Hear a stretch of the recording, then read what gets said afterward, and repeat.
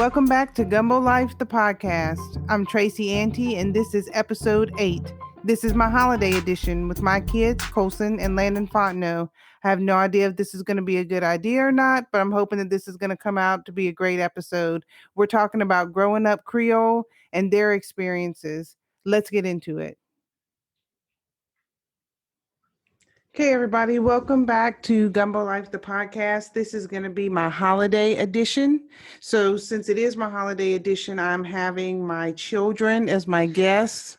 I haven't decided if that's a good idea or not yet, but they are with me today, so I'll let them introduce themselves. Hello, my name is Colson. I am 19 and the Gumbo Lady's son. Hi, I'm Landon. I'm 16, the baby. Yeah, that's about it.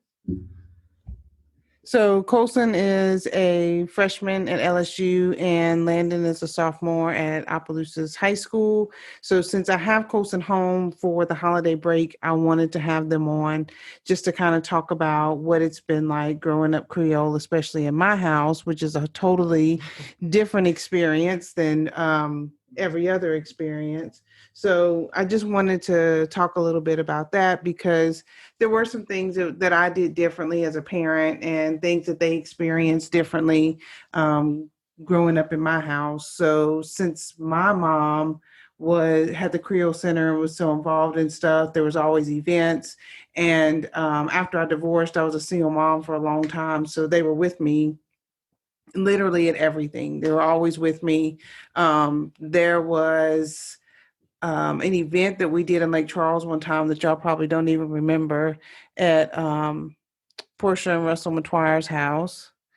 And Landon was a baby and you were very much a toddler. And I was trying to give a talk in front of about 40 people, 30 or 40 people. And while I was holding Landon and you were in between my legs with your arms wrapped around my legs, swinging. And I was just steady talking the whole time, holding Landon, who was squirming and climbing up my head and sticking his hand down my shirt and just acting like a maniac, both of y'all. But that was the way y'all grew up. Y'all were kind of like me. Y'all were always at a conference or some kind of talk or some kind of other event. So what about that made it different for you? Because I know one thing for sure is that neither one of y'all are shy and you're comfortable talking in front of people. So, I mean, how did any of that help you or help you answer any questions that people would ask you or situations that y'all would be in when y'all were growing up? Yeah, no, definitely from the beginning, I feel like a lot of people have trouble talking in front of everyone, but growing up always up there on the stage or wherever in front of people, it's kind of the most comfortable place for, I think, any of us to be is in front of people talking. So that's always just been a big plus. But then more personal part of it has just been actually knowing, being at those events at that time at the Lake Charles when we were probably too little to take anything. But later on when we did events like in Vegas and stuff, we were old enough to actually learn things and, actually know about our culture. With me, it helped me just be more social. I felt like going to school was easier. Meeting new people I've never met was easier just from being around everybody constantly. It also, you learn a lot of stuff about your family, meet new people you've never met before. And overall, I honestly enjoyed and happy that happened to me because it allows you to do many things that most kids these days can't. Yeah, so you guys had a different experience because you were at a lot of those events that we did or that, that mom had put on and y'all were, I know at the last Creole in Vegas, which is when I met Richie, you guys were with me and I told him when I met him that it was a buy one, get two free special, which was great. And he said, okay. So, but I think I had told the audience that y'all were my technical support. At some point, you crawled underneath the table and went to sleep in the middle of, giving speeches. So that was awesome. But I know that as a parent, it was always really important to me that I made sure that you guys know who you were and what that meant, and that you were proud of your identity, and that you understood how important and unique your culture was. And a lot of people don't know that when I had Colson, when you're in the hospital and you fill out all the paperwork for the birth certificate, I put Creole on everything, on his part, on my part, on his dad's part, everything. And we submitted it to the state and they accepted it. So his was the first birth certificate application that was accepted with Creole on it. So he played a big part in a lot of people going back at that time, came back to Louisiana to change their birth certificates because of him, and because we were able to do that. But I wanted to make sure that they didn't have the same experiences that I had growing up in high school. I think, even with my husband, with Richie, growing up in California, a lot of people that aren't from here, even though I grew up in Natchitoches, had this misconception that, oh, you grew up in Natchitoches and there's a lot of Creoles there, so you probably didn't have to deal with any issues. And that was far, far from the truth. And that it almost made it even worse because I was very open and said I was Creole and talked about being Creole, and would not let anybody kind of force me into one box, but that I embraced what my culture was wholly.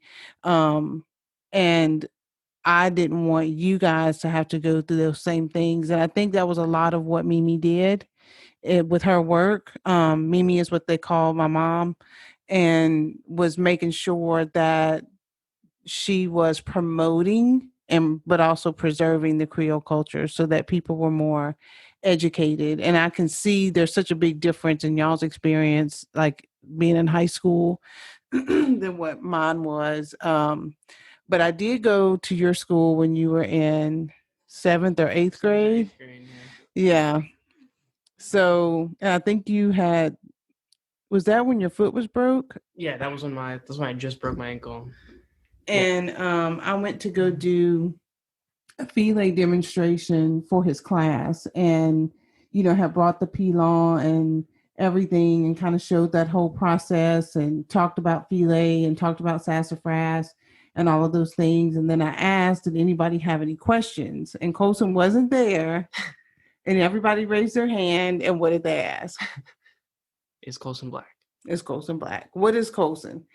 Yeah. Miss Tracy, can you tell us what Colson is? That's why I wrote a while back, if you look back on the blog, I wrote a blog post called What Are You? Because I think we get asked that so much. And I was so shocked because, first of all, that is not what I was there to talk about at all. And secondly, that they were so open. And what my response to them was, and I came back and I told Colson this, and I know that he had like gotten way used to it by this time anyway, but what my response to them, because it was like the one kid asked a question and the whole class was like, yeah, like, what is it? And I told them, regardless of what my answer is, would my answer make you not want to be his friend? And they were like, no. And I said, would my answer make you not ever talk to him again? And they said no. And I said, would it make you not want to hang out with him and be his friend and care about him any less or any more? And they said no. And I said, then why does it matter? I said, Colson is Creole, and that means that we are African American, but we're also Native, and we're also French, and we're also Spanish, and we have the genealogy and the lineage to show all of those things, and that to deny any of those things is denying a big part of who we are. And I gave them that same analogy that I've given everybody, that if you look at culture like a tree, there's a whole bunch of different roots, and those roots run long and they run deep. And if you don't water your tree, all sides of it, and give it the nutrients that it needs and the sunshine that it needs and the life that it needs to live, then those roots are going to die. And that's what we want to make sure that we're doing is carrying on all parts of who we are and of our culture.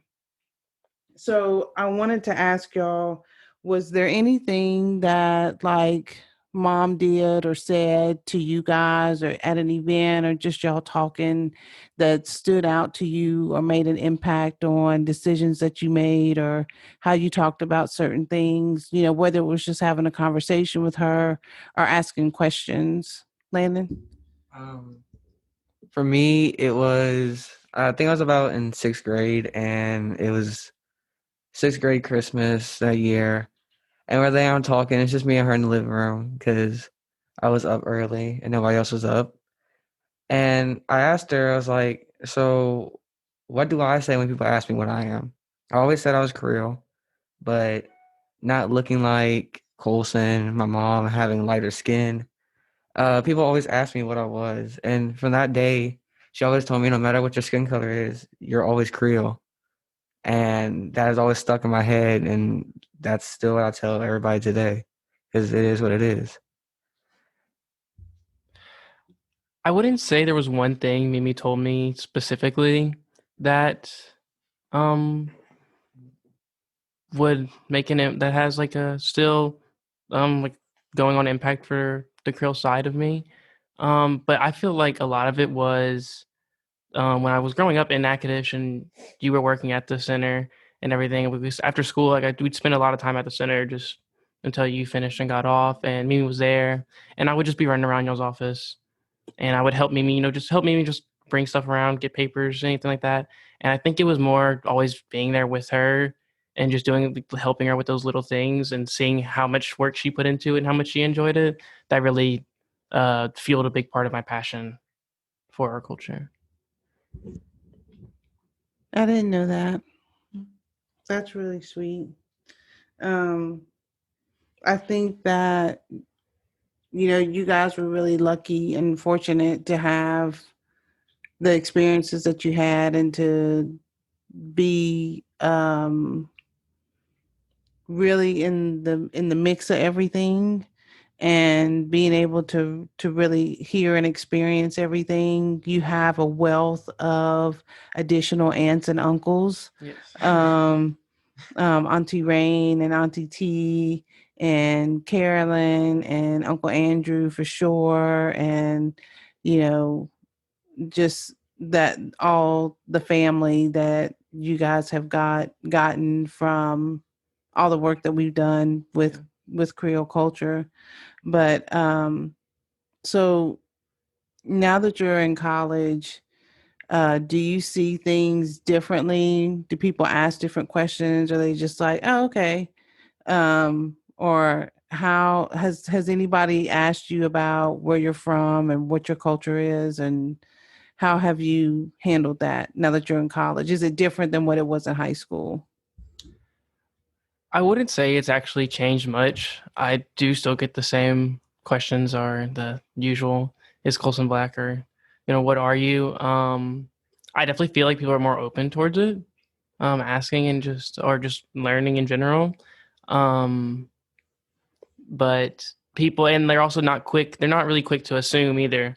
I had a lot of people that I like slowly got to know and met that they were like, yeah, when we first met you, we honestly just thought you were Hispanic, and then realize I can't speak a lick of Spanish, and they're just like confused. And once I explain, they definitely understand quickly and are open to it. But still, a lot of people finding out, which I think is kind of amplified in the fact that at college there are a lot of people who didn't grow up in Louisiana. I have a ton of friends from out of state, so this is a lot of them first time really even hearing anything about the culture.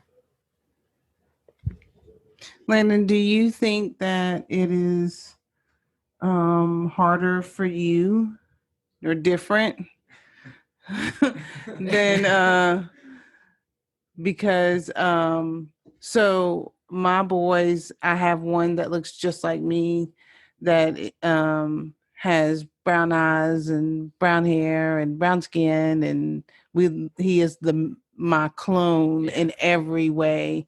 And my youngest son looks like his dad, and he's very fair and freckly. His color is freckle, and he has beautiful blue eyes. And so when he was little, just when he was a baby, people would ask me where I got him from. They would ask me who was I babysitting for. Um, People were not always kind and would say really negative things to me, because they didn't think that he was my baby, which was a struggle, mainly for them, because I always had something to say. If y'all know me, then you know I had something to say. Um, but it's always been a little different from my blue-eyed baby. What do you think? It's been different in many ways. First off, like she said, everybody thinks I'm adopted. Me, half the time, it's gotten better, but when me, about 2 years ago when Colson first started driving, we went and picked up some food for dinner, and every time I went and did that, it was either two things. Is that your friend? Yeah. Or is that your brother, stepbrother, something like that? It was never, is that your brother? A lot of people still don't believe that. It's a little bit better at school, but it's even there, it's divided. It's like some people just say, oh, he's black. Some people just say, oh, he's just white. And a lot of people just say I'm mixed, but no, I'm Creole. And it's just different. It's like I can't go anywhere out without my brother or mom without people looking confused or wondering if I just got, I don't know, kidnapped or something. I'd say it's definitely been better though Yeah. for you in public. I would say just because we have started to look more similar as we've both actually grown, and it is in like a high school or like a large group setting of people where you kind of see them every single day, like at school like that. People do, like, you don't have really to have the time to sit down and talk to every single person and explain. So people do kind of just will make their own decision or assumption. Yeah. And I mean, stick with it. I know it definitely has gotten a lot better. With me, you can tell I have some obvious more black features than normal, and don't laugh, Wilson. And so because of that, people are still confused. But I do get just asked if I'm mixed and who is the white parent. Yeah, that's the big thing too. A lot of people always assume that there's that one parent is white and the other parent is like fully black, and it's like my grandparents were mixed. Like, I don't really know what you want me to. Yeah, I can't divide it for you. Just gonna have to accept what it is. For now on, like, I have a picture of my great grandfather, and that's on my dad's side, and I live with my dad. So for now on, anybody asks, who's the white parent, I always say they're both Creole. And when they think I'm lying, I show them a picture of my great grandfather because I used to call him Blackie. So I mean, yeah, they kind of have to, like, he's darker than any of us. And you can tell. It's just you have to look, and people. I mean, it's not something that's just decided off the color of your skin. Yeah, it just varies. That's how I feel about it. Well, I think that's what I was always trying to get across to y'all is to look beyond that, and that don't let anybody put you in a box based on what your Crayola color is. That we identify culturally, and we always have, and there's a lot of a reason for that too, but it has changed, and things have gotten a lot better for you guys than what it was for me when I was in school, because I was picked on like super bad. Like, bullying wasn't as much of a thing as bullying is a thing now, but if it was now, it would have been like really horrible. Like, I had somebody cut my hair off on the bus one day that ended the bus ride, and that didn't last very long. And I had a teacher that got mad at me because I said I was Creole, a teacher, and yelled at me in front of the whole class the first day of school in homeroom. So that moment for me, like that was my defining moment when my own teacher was mad at me and belittled me and said really terrible things because of that. So I'm glad that you guys haven't had to have those same experiences. And I hope that a lot of the work that mom did and everything really played a big part in that it's not so hard for you guys and that you have stuff. You have, like the film, you have stuff that you can give people. So how has showing the film and stuff helped? Because I know that it helped a lot with you. Yeah, no, definitely. When you do, like people ask, different questions all the time, your answer, it's the same, but it does get kind of repetitive and it's hard to really show and explain to someone, especially if you're like one person there. It's always easier, I feel like, if I have like family with me to show and explain with. Um, but so with the movie and just all of the different resources that we kind of just have put out now, it's so much simpler to hand someone something or let them watch something, and they can just so much easily so much easy like much easier they can formulate their own, like, understand and be able to actually fully grasp it for themselves and not just have the only information as what I tell them. So it just makes things a lot more accessible, I feel like, too. Um, yeah, basically everything Colson has said is how it is. Showing my friends, it they actually want to see it because they're still confused. My closest friend, two of my closest friends have been to my house multiple times and were both amazed just by the decor because there's so much of it and it shows our culture and and my friends are always says, wow, we love your house for that and all this other stuff, but they want to learn about the culture too, and I'm glad that it's changing like that because I want to, people should know.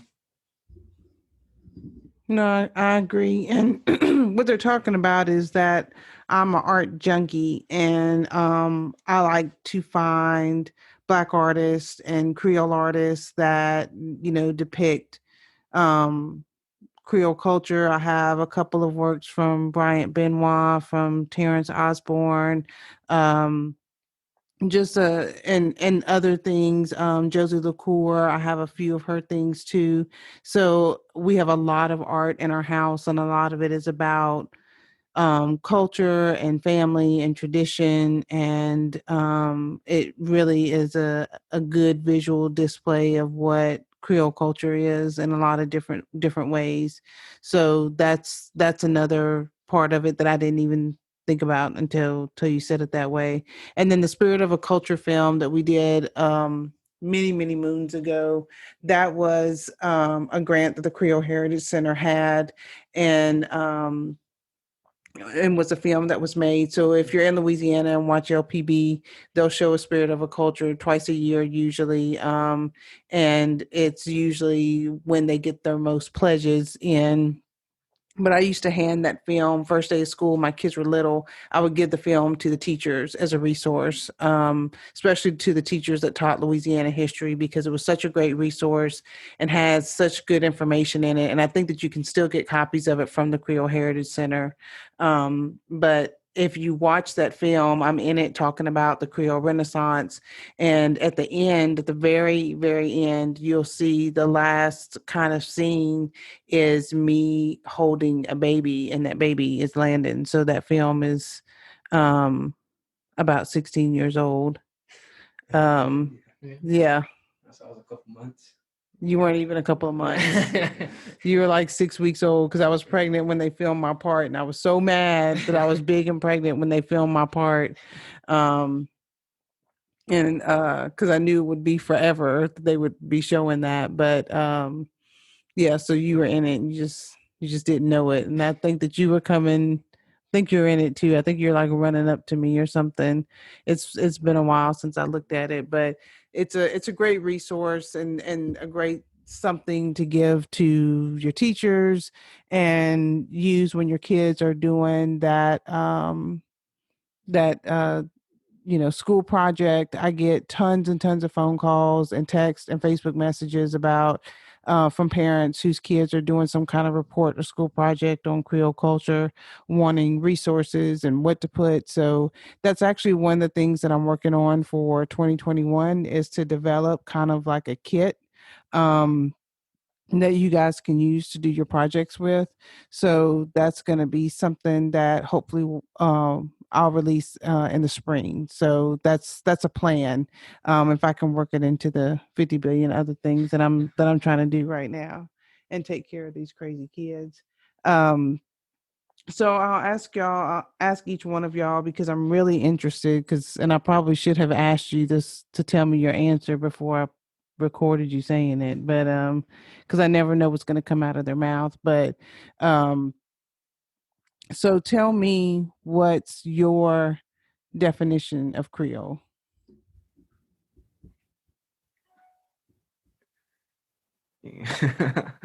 Who's going first? You go Landon? first. You're the oldest. I would say my definition of Creole is just a combination of a pure and unique combination of culture from that just shows a past ancestry of our entire lives and everyone who has come before us, and also a very tight knit and always close to home family that you could find all over. For me, it would be a big culture, a big mixed of different things. We're not, you know, people make fun of the food and all that other stuff. We're not that. We're people. We are a peer culture with many things to look into that people don't know, and that we're us. We're a race. We're a culture. We're this, and we're not just some food, some seasoning, like people like to say. Thank you. Welcome. From my people. Um, So thanks you guys so much for being on. I wanted to do a little something different because it was the holidays and have my own family on and let you guys hear from them. They're being very well behaved right now, I have to say. They're not acting like the crazy, obnoxious loud people that they normally are, but they are tons of fun. I'm so grateful to have two such wonderful boys that are always ready at a moment's notice when I stick a microphone in their hand for whatever reason. They've been in that situation a couple of times, and that have worked with me for so long, especially when it was just the three of us. With all of my projects and being there, my kids missed out on doing a lot of the things that a lot of kids do because I was a single mom, working for a nonprofit, and I still work for a nonprofit. And if you guys don't know, when you work for a nonprofit, you're definitely not doing it for the money. So I was doing it all out of the love and passion for the culture, and I continue to do it for the love and passion of my community and for the health of my community, which is why I do what I do now. But, they were kind of grew up like me. They didn't get to do some things, but they were exposed to a ton of PhDs and academics and historians and cultural experts and storytellers and folklorists and native dancers, and you just about name it. That was how they grew up, and that's who they grew up around. So I'm really proud that they had that experience and that they've gained family and they've gained knowledge that a lot of kids their age just don't have and haven't had. So I think I'm very lucky to have them. Um, they're so very lucky to have me, right?